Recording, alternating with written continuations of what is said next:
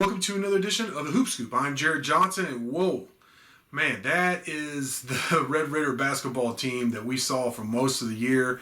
Energetic, just all over you on defense, and they dominated inside in the paint. As a matter of fact, they outscored Iowa State 42-14 in the paint, and then also they out-rebounded them. It seemed like it was a lot worse than this final stat, but they out-rebounded them 40-24, that's just a butt whipping on the boards. But, that led to a 72-41 victory for Texas Tech over Iowa State in the Big 12 tournament quarterfinals. And, this game was over in the first half. I mean, by halftime, Tech had a monster lead. And then really the whole second half, I mean, with 12 minutes left, you're like, this game is over. It has been over.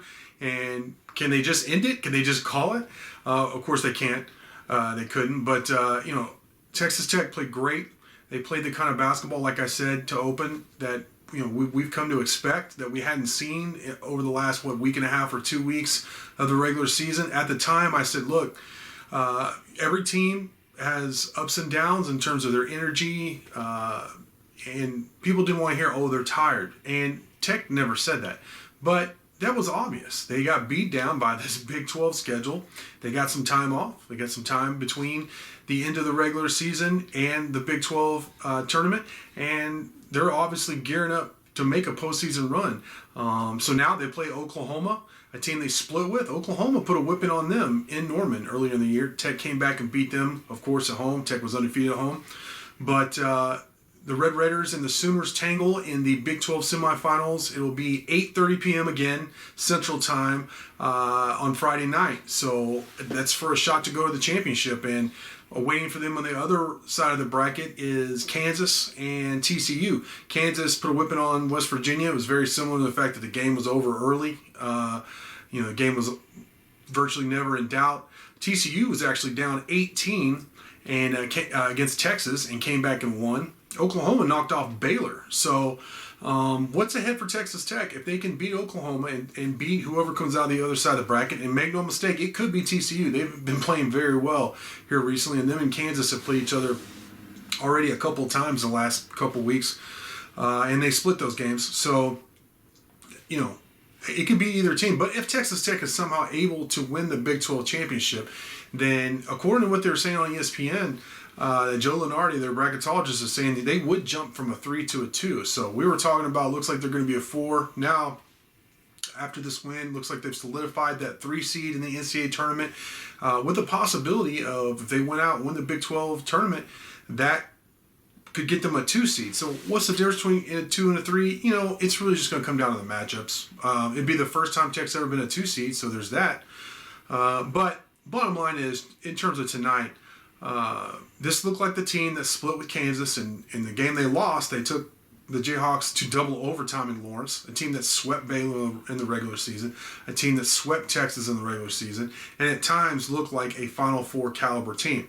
Now, if you're talking about a team that could be a 3 seed or a 2 seed, you're talking about a team that can make a run.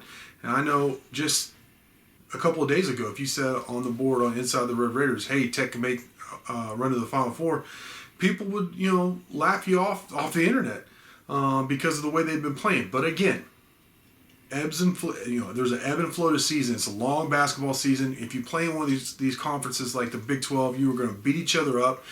So on one hand, it does make you a better team in terms of when you got to bring it every night. But on the other hand, you get beat up. So this is where you want to see, or how you want to see Texas Tech play. Kevin McCullough came back after missing some games. He made a huge difference. I mean, he hit, 3 or 4 threes, some nice assists. He still looked to be favoring the ankle a little bit, but, I mean, as a defender, facilitator, ball handler, a scorer, rebounder, all that, he showed his value against Iowa State tonight there in Kansas City. So it's really nice to have him back, to have the full complement of your roster, and for them to work well together. I really thought just the way the team crashed the boards dominated the game. It really did. I mean, make no mistake, Tech shot 50%.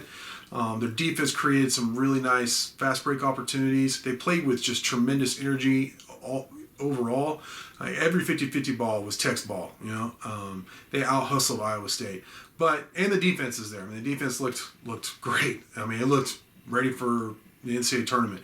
But the way they really dominated the boards impressed me. I mean, it seemed like Tech got as many shots as they needed to score, and Iowa State only got one every trip. Now, the stats don't quite bear that out. It's still a very dominant stat, but it really, to me, that was the difference. And if they can play defense and work inside out like they were doing instead of just jacking shots, actually getting the ball down, it doesn't really matter who any of their really all of them, but their top three, whether it be Bryson Williams, first team All Big 12 performer, Kevin O'Banner, who looked really good, or Marcus Santasilva, a veteran he scored a lot of points in Division I basketball.